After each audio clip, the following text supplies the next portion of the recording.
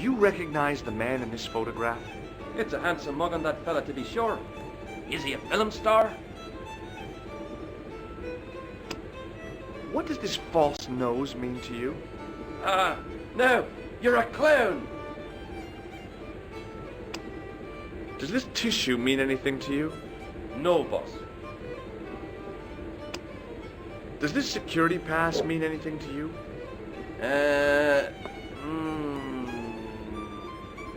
Well, no. Do you recognize this matchbook? No. What do you think of this towel?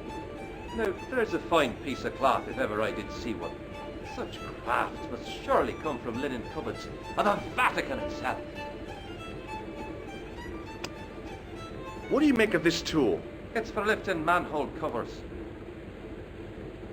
May I shake your hand? No, you can't. Well, how come? Because I'll spill me beer if you do. Bye for now. The guy sat in the corner as if he was a permanent fixture. Hello there. My name's George Stobart. Pleased to meet you, I'm sure. I'm O'Brien. Can I help you? Do you know Sean Fitzgerald? Yes, I do. What do you want with him? I want to talk to him about working at the dig. I can't imagine anyone employing Sean Fitzgerald on a dig. He wouldn't know a post hole from his elbow. Have you heard of the Phantom? More than that. I've seen it. And let me tell you, it's a dreadful spectacle. So it's not just a local legend. There really is a Phantom of Lochmard. Oh, no. I was talking about the Phantom of the Opera. Have you ever heard of the Knights Templar? I most certainly have. A remarkable institution. Did you know? They were the originators of our system of credit. Their financial empire stretched from the Atlantic to the Caspian Sea. With bases in so many countries, they had to establish new methods of fiscal transfer. So, the Knights Templar were nothing but a bunch of bankers. I don't get it. Are you saying these Templar guys invented bank charges? In a manner of speaking, I suppose they did. What a dirty trick. Didn't anyone try to stop them? Oh, yes. They were arrested, and many were burnt at the stake. Good. They bloody well deserved it if they were anything like my bank manager. What can you tell me about the castle, Mr. O'Brien? It's a fine sight now, isn't it? Dates back to the 10th century, you know. Most of the existing building was added much later, of course. Are the ruins open to the public? Oh, no, it's much too dangerous. Anyway, there's nothing of interest remaining. How can I get into the castle? Well, those walls were built specifically to stop people getting in, Mr. Stobart. But I dare say you'll find a way, if you've the will. Can you tell me about the tripod which was found at the castle? Now, there's a bone of contention and controversy. It was dug up by an Englishman of the archaeological persuasion. Who was this Englishman? Professor Pegram, the same man who dug up the gem. Do you know where I can find Pegram? You're too late to meet that fella. Is he dead? Not that, but he's gone from the village. A sore point with our esteemed host, I might add. Do you know where Pegram has gone? I'm sorry, but I don't. He upped anchor in the dark and shipped out before the dawn. Why did he do that? Who knows? A guilty conscience or a secret assignation. Whatever the reason, he'll not be missed in Lochmar. Maybe now the fuss about the gem has died down, we can get back to normal. What can you tell me about the gem which Pegram found? Now there's a gem which should never have been taken. A man would have to be full of greed to covet that stone. What's your interest in the jewel? You're not a reporter, are you? Oh no. Thank the Lord for that. Why has Pegram's departure upset the landlord? He's lost a paying guest, that's why. More than that, there's the question of an unsettled bill. Poor Michael's seen red over the business, and I don't blame him. Can you tell me more about the landlord? Mick Leary? He's what you call a would-be sophisticated. The trouble is, His idea of sophistication extends as far as putting paper in the lavatory. I never worked out why he did that. It's much too dark in there to read. That's true. Have you ever run your hand over the back of the door? The graffiti is written in Braille. Do you recognize the man in this photograph? Nope, I've never seen him before. Does this matchbook mean anything to you? The design is Middle Eastern, I'd say. Does this towel mean anything to you? Sure, it's one of Leary's towels. Are you planning on stealing it?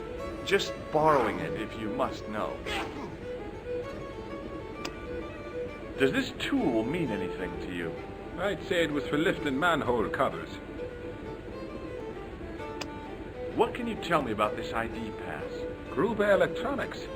I've never heard of it. What do you make of this tissue? I guess that muck on it is grease-baked. Does this red nose suggest anything to you? No, it doesn't. I'd like to shake you by the hand, Mr. O'Brien. Oh, no, you don't. Goodbye for now. He wasn't listening.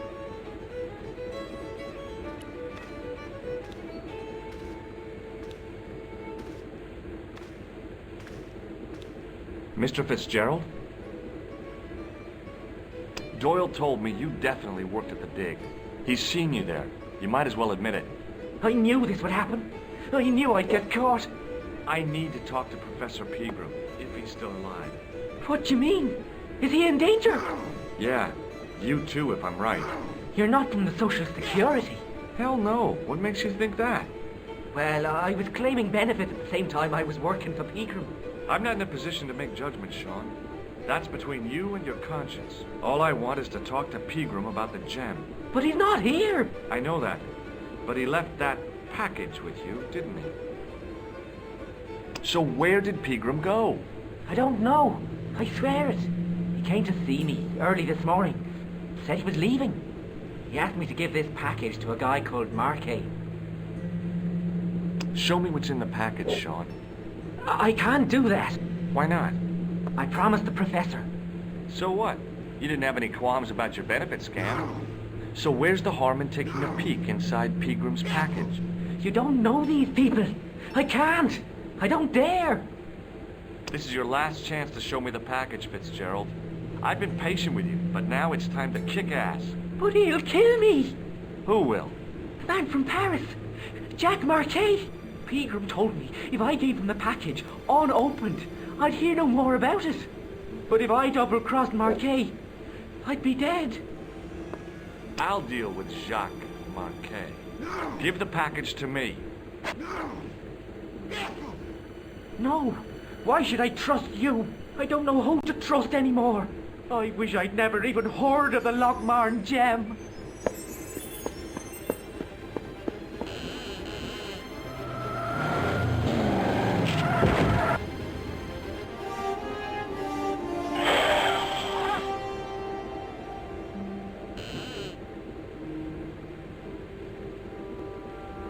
Hey! I just seen a big red...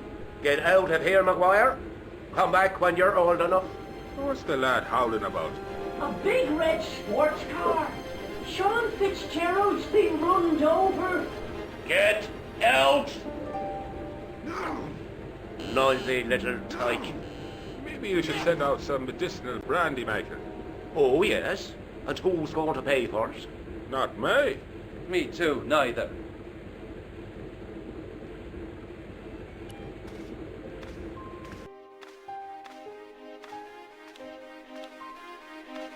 I was telling the truth about Fitzy, mister.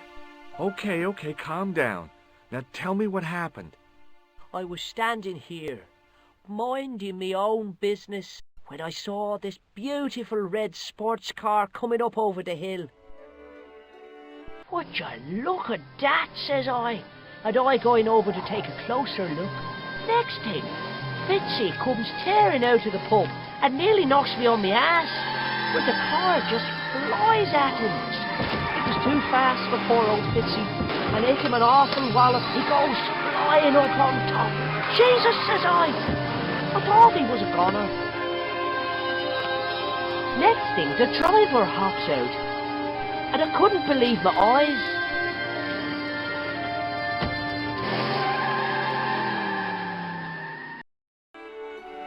He was dressed like a bloody pixie.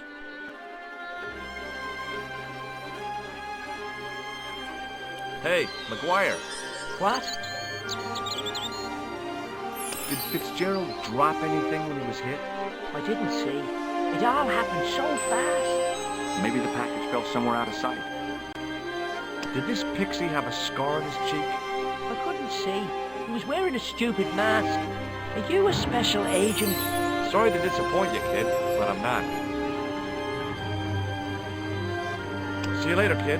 Okay, mister.